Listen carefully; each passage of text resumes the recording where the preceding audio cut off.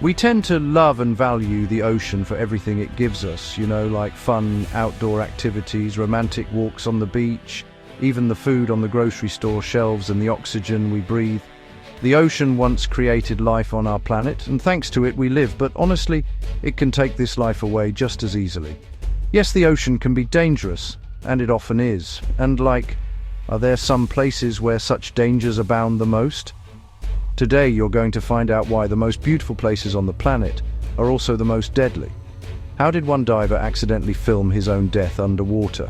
On what beach in the United States will you for sure find yourself a couple of feet away from a shark without even knowing it? And why has the Cape of Good Hope deprived thousands of sailors of their last hope? These are the top 10 most dangerous places of the world ocean. By the way, if you love our content, don't forget to like and subscribe to our channel to see more interesting content from us. The Blue Hole. Let's dive down into probably the most dangerous dive site in the world. It's also known as the Divers' Cemetery, and you're about to find out where such an ominous name came from. Off the coast of Egypt, about 8 kilometers or 5 miles north of the city of Dahab, there is an underwater vertical cave going more than 100 meters or 328 feet into the depths of the Red Sea. It's not just a deep hole, but a karst cave with a unique structure. It starts with a shallow opening to the sea, about 6 meters or 20 feet deep. This is called the saddle. Then there is a 26-meter or 85-foot long tunnel known as the arch. Its ceiling lies much deeper, 55 meters or 181 feet below the surface. The bottom of the cave then lowers as it moves away from the shore towards the open sea to a depth of about 120 meters or 394 feet. The hole itself and its surroundings are teeming with gorgeous corals and, no less beautiful reef fish. In addition, there's an easy way to enter the water. No waves on the surface and no currents under the water. It would seem to be an ideal place for diving. So why is it called the Divers' Cemetery? There are no journalistic tricks here. Many divers have really died in this place.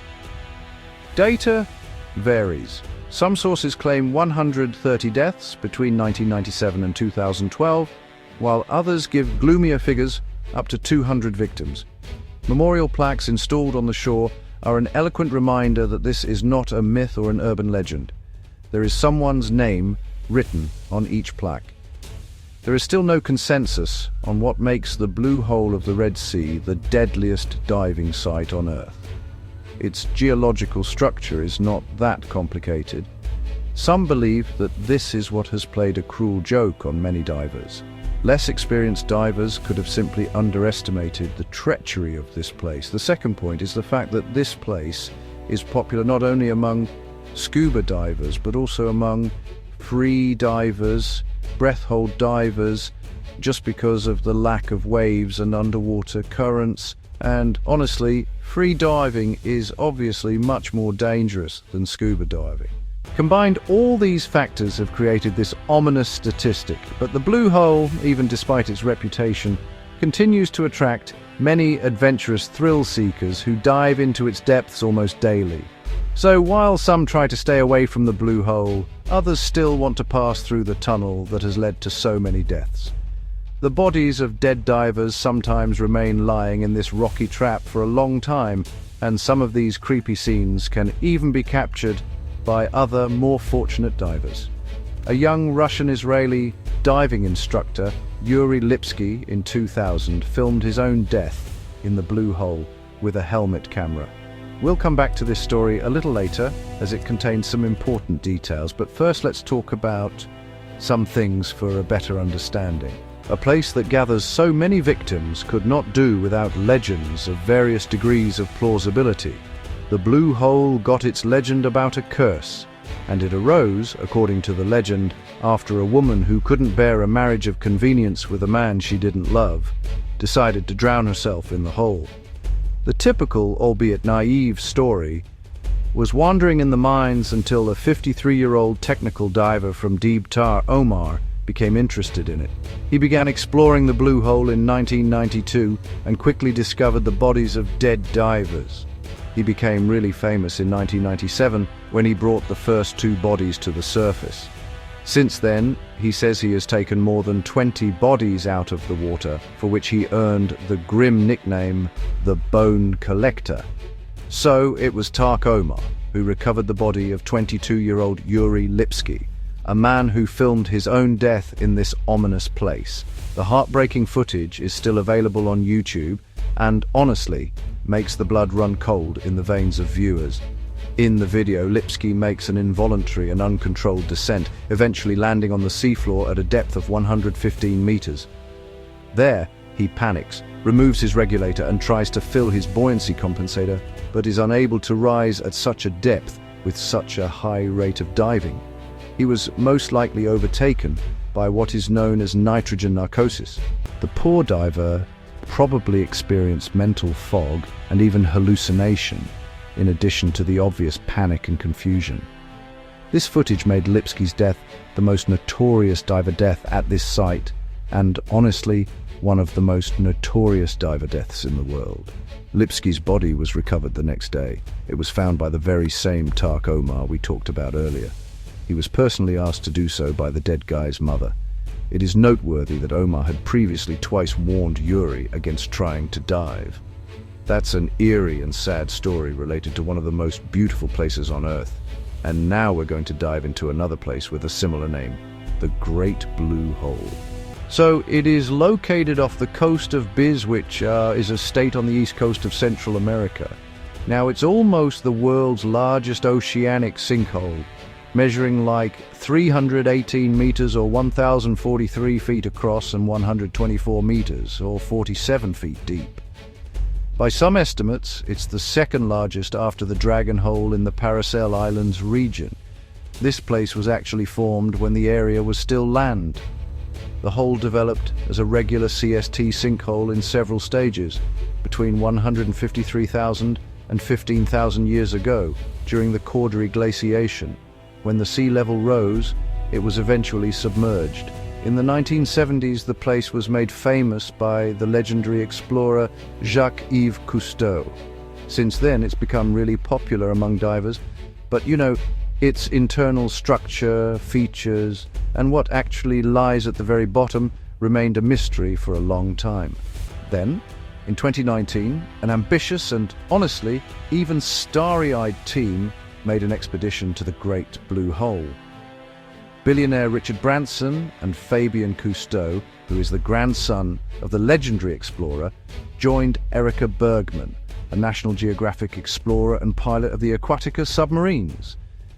They successfully descended to the bottom of the abyss. This dramatic dive was, in some ways, kind of similar to entering the atmosphere of a distant planet. That's because as the vessel descended, it passed through layers of water where the chemical composition was drastically different from ordinary seawater. And actually, the most prominent role in this was played by hydrogen sulfide. We know this gas pretty well because of its, unpleasant odor of rot and rotten eggs. It's a permanent companion of almost any organic decomposition process, and in high concentrations, it's toxic. So, descending into the depths of the Great Blue Hole at a certain point, the sensors of the vessel recorded a sharp increase in the concentration of this gas. It actually happened at a depth of about 88 to 90 meters, around 290 to 300 feet. A layer of dissolved hydrogen sulfide covered the entire hull. Now, you might wonder, how did it get there and can it be dangerous? Well, here the explorers got a much more thrilling experience than they had expected. The layer of gas actually outlined a conditional death zone that began at this depth. All living creatures that fell into the hole and died there inevitably decompose, releasing hydrogen sulfide. This gas is poorly soluble in water and certainly not heavier than it, so the concentration had to be high enough for it to stay at such a depth. But decomposition processes, among other things, also consume oxygen. Gradually, all the oxygen in the water at the bottom of the hole ran out. So, it happened that nothing could survive from a certain depth level. There was simply no oxygen to breathe. This place is gloomy, not only in the figurative sense, but also in the literal sense. A layer of hydrogen sulfide prevents sunlight, so this hole is not only blue, but also very dark.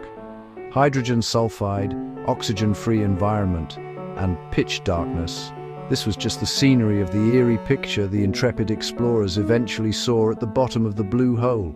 They discovered human bodies. As it turns out, these were the bodies of 2 of the 3 missing divers. For ethical reasons, the crew refused to attempt to recover the bodies themselves. They left them buried in the sea and reported the gruesome find to the authorities. After surfacing, the crew discovered other things in the blue hole that were not so creepy. On the contrary, they were bizarre and even mesmerizing. These were huge stalactites, stone icicles formed on the ceiling when the blue hole was a regular cave, not submerged under the seawater. Stalactites are formed by the slow dripping of water droplets and the crystallization of minerals as the droplets dry at the very tip of the mineral stone. Some of them are over 12 meters, about 40 feet long, and 0.6 meters, or 2 feet, in diameter. Interestingly, the stalactites in the hole were tilted 12 degrees, although they can only form strictly vertically from the cave ceiling. What's the reason? It must be the shift of tectonic plates over the last 100,000 years. This is quite possible, as even whole continents tilt due to the slipping and sliding of tectonic plates. Now let's leave this gloomy, though undeniably scenic place, and move on to the beaches, and as you can easily guess, not ordinary beaches, but dangerous ones.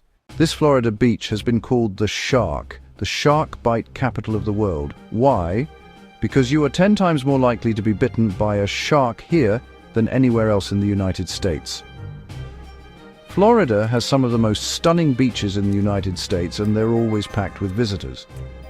However, one of these beaches has been hitting the headlines in recent years, but not at all because of its beauty. Yes, we are talking about New Smyrna Beach, which boasts 27 kilometers, 17 miles of beautiful coastline. Surfers flock here for amazing waves. The New Smyrna Beach area is also known around the world for its family-friendly attractions, restaurants and stores. But amidst this idyllic location, there is one major drawback. There have been multiple terrifying shark encounters on the beach in recent years. For example, in